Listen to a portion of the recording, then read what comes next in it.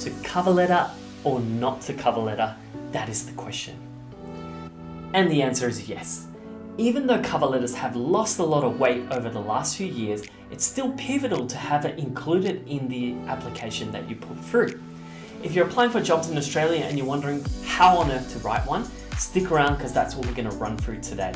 Contrary to popular belief, a cover letter is not actually a summarized version of your resume. Instead, it is an opportunity for you to speak to the reader, to speak to that hiring manager or recruiter, and really highlight some important key factors. Today, we're going to be looking at a generic structure that you can use for corporate positions.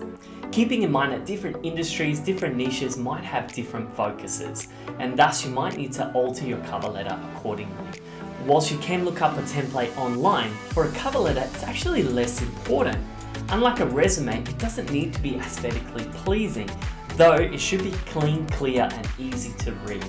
Cover letter really is a supplement to your resume, and thus should only be 1 page in length.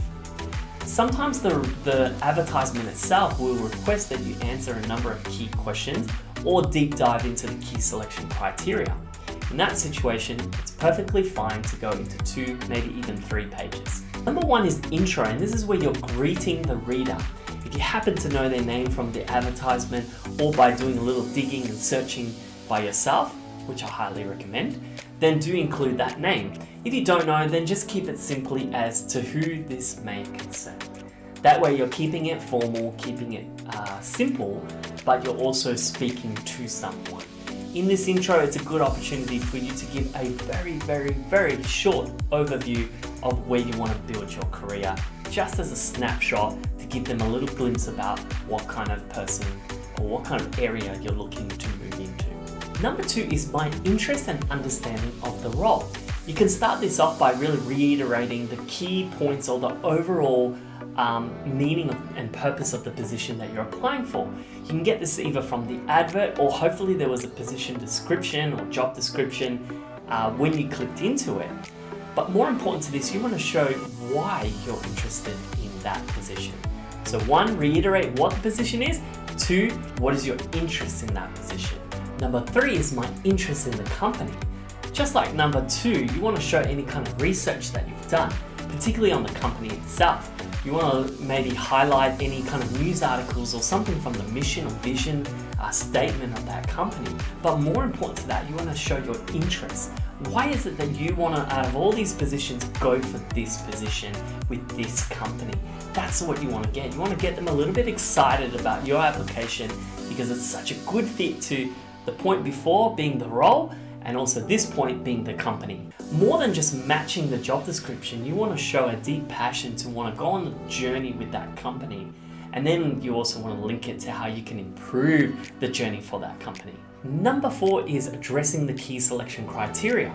If you go through the advert itself, you'll be able to pinpoint 3, maybe 4 points from the advert that are critical to the role itself.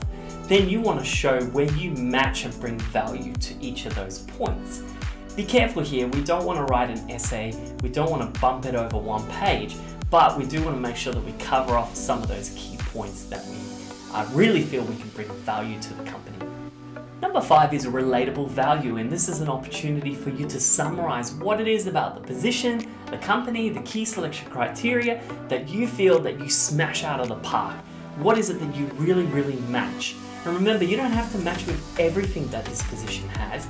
They're not looking for a perfect fit in that sense, but they're wanting someone that's going to come in and smash it out, bring value to the business. And that's where you need to be able to communicate that across in your writing. Number 6 is close out, and this is where you can farewell and thank the reader for their time and include a call to action.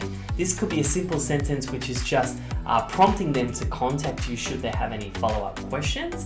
Or even better than that, if you're able to link it to your LinkedIn or to GitHub or to any external website where you might be providing additional documents in your favor, that's a great spot to put it.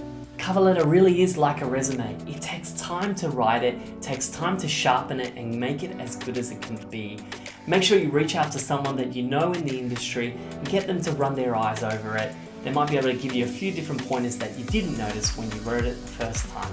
If If you still need help, shoot me a comment. I'd love to discuss. I'd love to know how your job searching is going, and hopefully these tips will increase your chances getting your next interview. Best of luck. Wait. If you need help with your resume, check out this video. This will help to optimize your resume when applying for jobs in Australia. If you need any help at all, shoot me a comment. I'd love to chat more. Happy hunting. Cheers.